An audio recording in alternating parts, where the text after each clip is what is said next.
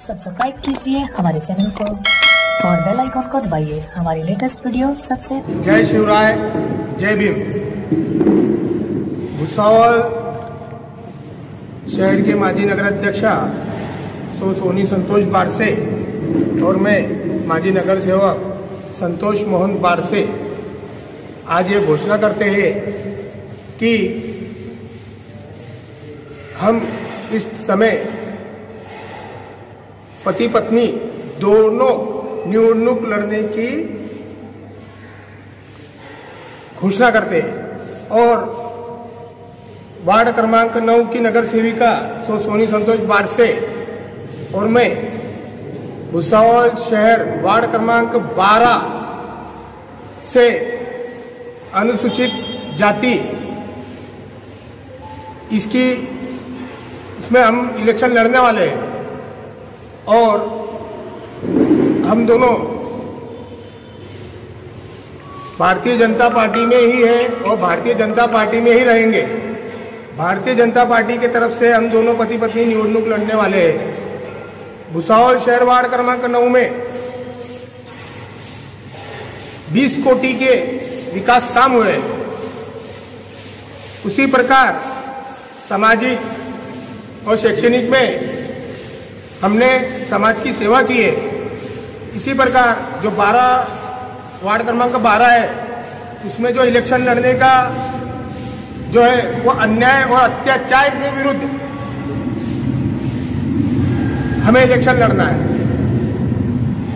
रही बात विकास की, तो किसी ने भी बाहर के अलग पक्ष के लोगों ने या इधर से उधर आए हुए लोगों ने उसका श्रेय नहीं लेना चाहिए। वार्ड क्रमांक 12 में भारतीय जनता पार्टी के माध्यम से विकास काम हुआ है, ना कि किसी और पक्ष के माध्यम से हुआ है।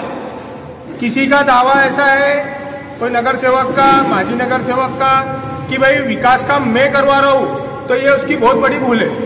भुसावल शहर वार्ड क्रमांक 12 में जो भी विकास काम हुए हैं वो केवल और केवल भारतीय जनता पार्टी के माध्यम से हुए हैं, जिसके शिल्पकार भुसावल तालुका के आमदार श्री संजूभाऊ सावकार है। किसी और ने उसका श्रेय लेना नहीं चाहिए।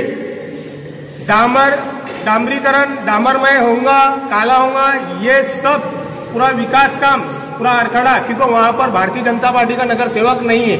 वहां पर दोनों नगर सेवक जो है वो जन आधार आघाड़ी से चुन के आए हुए लोग। और क्या है, हमारा जो पक्ष है भारतीय जनता पार्टी वो इनकमिंग पक्ष है, कोई भी उसमें आ जा सकता, स्वतंत्र है। और डॉक्टर बाबा साहब अम्बेडकर के जो संविधान के हिसाब से किसी को भी किसी और लड़ने की फुल अटैची है। तो हम वार्ड क्रमांक 12 में लड़ेंगे, मंजे लड़ेंगे इलेक्शन, वो भी पब्लिक डिमांड पर। और कोई अगर हमारे वार्ड क्रमांक 12 में लड़ने की इच्छुक होगा तो मैं उन्हें आह्वान नहीं, मैं उन्हें विनती कर रहा हूं कि कोई भी जिलाध्यक्ष रहो, मागास वर्गीय जो है, जो अपने आप को स्वघोषित नेता समझते, उन्होंने बिंदास वार्ड क्रमांक 12 में इलेक्शन लड़ना, ना कि भुसावल शहर में जो वार्ड क्रमांक 12 है उसमें तरह तरह के विषय हो रहे हैं। अब ये सामाजिक सभागृह, व्यायामशाला, जो विकास काम हुए हैं, ये किसने किया? स्थानिक नगर सेवक सोनी संतोष बारसे और एडवोकेट बोधराज चौधरी, इनके पाठ पुरावे से माननीय श्री आमदार संजूभाऊ सावकार भारतीय जनता पार्टी के माध्यम से विकास हुआ है। तो यहाँ का लोकार्पण भी भारतीय जनता पार्टी ही करेंगी, किसी ने अपना श्रेय लेना नहीं। और जो समाज कार्य में नहीं कुछ कर सकते तो किसी को उंगली करना भी छोड़ देना चाहिए। ये जो दूसरे पक्ष से आए हुए लोग हैं कि भाई भारतीय जनता पार्टी की सत्ता आई तो लुढ़क के इधर, फिर भारतीय जनता पार्टी की सत्ता गई तो फिर लुढ़क के उधर, फिर बाद में भारतीय जनता पार्टी की सत्ता आई तो हमारे नेता कैबिनेट मंत्री श्री गिरीश भाऊ महाजन उनके तरफ उनका सत्कार करने चले गए। बाद में भुसावल शहर में भाई उनको भारतीय जनता पार्टी का टिकट नहीं मिल रहा, मिलना चाहिए, तो उसके लिए बड़ा सारा मेड़ावे का आयोजन और उसमें डिक्लेयर करना कि भाई हमारा और भारतीय जनता पार्टी की युति है। क्यों भाई? वो युति कहाँ गई थी? जिस समय आप लोगों ने राष्ट्रवादी में प्रवेश किया था, भारतीय जनता पार्टी के माध्यम से भुसावल शहर का नगर अध्यक्ष भारतीय जनता पार्टी का ही बनेगा, इसकी मैं आपको वचन देता हूं। और 12 नंबर वार्ड जो है उसके नागरिकों को मैं विनती करता हूं कि किसी से डरने की कोई जरूरत नहीं है, आप स्वतंत्र हैं। और वार्ड क्रमांक 12 में जो भी विकास काम है, जो भी विषय है, वहां के नागरिकों ने हमें संपर्क करना, हम वहां का विषय जो है सामाजिक काम से जो भी होता जाएगा हमारे से, हम वो पूर्ण करने की कोशिश करेंगे। क्रमांक 12 में पूरे भुसावल शहर को पता है कि वहां पर अन्याय अत्याचार कितना होने पड़ गया। दादागिरी, किसी ने अगर जय भीम राम राम नहीं करे तो उस व्यक्ति को पाँव पड़वाते और माफी मांगने लगाते कि भाई तूने मेरे को राम राम और जय भीम क्यों नहीं किया।